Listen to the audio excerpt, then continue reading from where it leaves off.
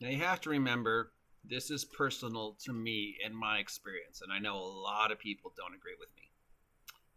It is a rainy Tuesday afternoon here at Site B on the 14th day of March 2023. And it's time to, of course, talk about my number one favorite role-playing game in the entire world, Marvel Superheroes FASERIP Edition. Why? Well, because it's March, and every March I do a whole month long of superhero creations for the first 2 or 3 weeks of the month, and then the last week or so of the month I just talk about the superhero games I absolutely love. If you want to see the superheroes that I've been creating and the random tables I've been using, they're all on my locals, link down below, free for you to take a look at. Marvel Superheroes role-playing game. Why is it my favorite all-time role-playing game? Why do I, in my personal opinion, feel it captures the feel of comic books of the 80s the best? And I'm going to give you the 3 reasons, 2 of which are right in front of you. Reason number 1, Marvel Superhero FASERIP used words instead of numbers. You can see right here, these little abbreviations. They were, feeble, typical, good, excellent, remarkable, incredible, amazing, monstrous, unearthly, shift X, beyond, Hulk-like, stuff like that. Words. Now, if you think about comic books, you never hear a comic book, say, oh, Captain America deflected that blow with his 18 dexterity. Superman was able to stop the meteor because he had a 47 strength. No, they use words to describe the imagery of the encounter. Captain America deflected the bullets because of his amazing agility and the unearthly materials that make up his legendary shield. So Marvel used words. And for my brain at that time, with all the different issues that were affecting me, the numbers, I just didn't work for me. 33, 87, 42. Those numbers, my brain just couldn't grasp them. I knew higher was better, but there was math. And math was very frustrating for me. I had my dyslexia. I had the fact that I was, undocumented, high-functioning autism. I had these horrible vision. I had all these little issues that, just my brain doesn't work right. So I didn't get the numbers, but the words were just so easy for me. I could easily just picture the activity by saying he lifts the car with his remarkable strength, or you need to, deflect it with your amazing agility. So that was the first reason why I loved Marvel. And the second reason is pretty much the same thing. Everything in difficulty was based upon color. So I really didn't need to know the difference between a 35 and an 87 because it was just, white, green, yellow, red. You need to roll a green or higher. That's all the DM had to tell me. And I would just say, I've got an amazing agility, and I'm rolling percentile. This is the number I rolled. And he would look, and that would be like green shift, yellow shift, white shift. And that's all my brain needed. Everything else the DM dealt with. And my brain understood the colors. My brain understood the fact that one color was better than the other color. My brain understood that amazing was not as good as monstrous, but was better than excellent. And I could see the images in my head. I could see the combat play out. I felt heroic when I said, I roll the green, I roll the red. That was exciting. That did it for me. As opposed just, how boring it was to just say, oh, D20 plus 3. Oh, I rolled a 17. That never, at that point into my life, never really caught the excitement for me. But something about that system in Marvel worked. And I don't know any other system that uses words to describe the levels as opposed to numbers. Every other game I'm familiar with, it's, 10, 12, 18, 35, whatever. Roll a D20, roll a 2d6, roll percentile. Higher the better, lower the better. This is the only one I know of that uses the words. Now, there might be other games out there that uses the similar ideas, but for me, this is the only one I'm aware of. Same with the colors.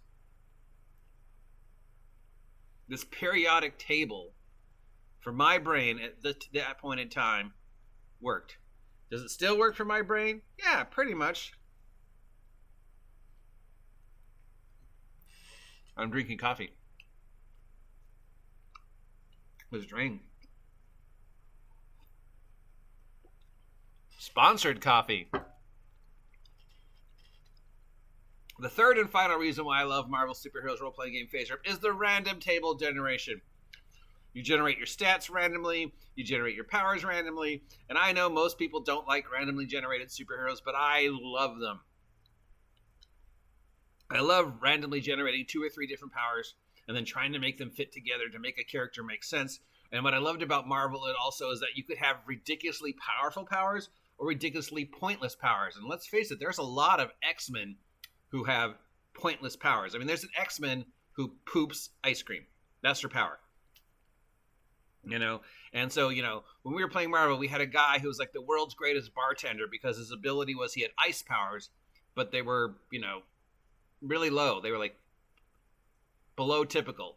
So all he could do was create ice and change the temperature of the drinks. You know, so like, hey, yeah, let me get that drink for you here, buddy. Ah, there you go. And of course, the infamous story about my robot.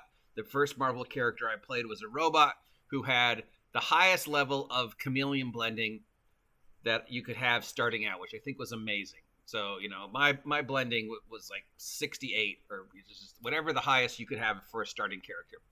On the other hand, my psyche, my free will, was 0. So people had to tell me what to do. I was a robot. I had to follow programming or I had to follow orders. If I didn't, I would just stand there waiting for somebody to tell me what to do. And because when I stood still, I started blending, the other characters would almost every episode of the adventure until I made a new character forget me. They would forget about me because I never said anything. And I never did anything unless anybody told me to do something. So I would just be standing in the corner blending. They would go off to do an adventure, stop the villains, and then sometime in like, you know, the first 10 minutes when they realized I hadn't said anything, they'd be like, where's the robot? And then the DM would go, and then they'd go, oh, we forgot him at home. We forgot him back at the base. He's still in the corner blending. Oh, somebody call the robot. So this was the 80s, so you didn't have cell phones then, right? We were still using normal phones back then for the most part. Somebody had to find a cell phone, and we you know, at the beginning we didn't have communicators yet because we were just, you know, when we were starting team. When we got communicators, then we could just communicate directly with the robot. But for the first couple times, somebody had to find a phone in the middle of whatever the scenario was, call the base to tell the robot to come and give him the directions where he were, and then the robot would come. You know, one of my robot's abilities was that he could answer the phone. He was an answering machine. Instead of contacts, he had memorized phone numbers that the group regularly called, like the ambulance, the pizza guy. Each of the characters' parents. He was a great character because it was just, this is a blending robot. It's like the Vision. Like he sneaks in with his blending. No one could see him, except of course you had to tell him what to do. So that was a great, classic, fun character that I really had loved. I loved every character I played with Marvel. Every character I made sense to my wacky mind, no matter how ridiculous they were. To this day, yeah. If you look at any interview with me, that like when I was interviewed by Max over, at RPG Digest, what's your favorite game? Marvel Superhero Role-Playing Game. What's your favorite game? Marvel Superhero Role-Playing Game. If you could recommend one game to anybody in the world, what would it be? Marvel FASERIP Superheroes. And if you're going to say, well, it's not in print, I can't find it. Actually, the entire run is available for free on the Marvel Superhero FASERIP fan site. So you can get PDFs of everything that was ever made for free. So there we go. Mega Power March, my love for the Marvel Superhero Role-Playing Game. And remember, this is unique to me because for the various things that make me what I am, it was the perfect game at the perfect time. All the things I loved, all the things that I hated, all the things that made my brain unique to me. Marvel was the perfect game for me at that time in my life. And no other game has come close, especially for superheroes, except for villains and vigilantes. That's it. Have a great Mega Power March. Stay safe. Links to everything I mentioned down below. If you want to support the OGGM adventures, please consider buying my merch. And I will talk to you later. See ya.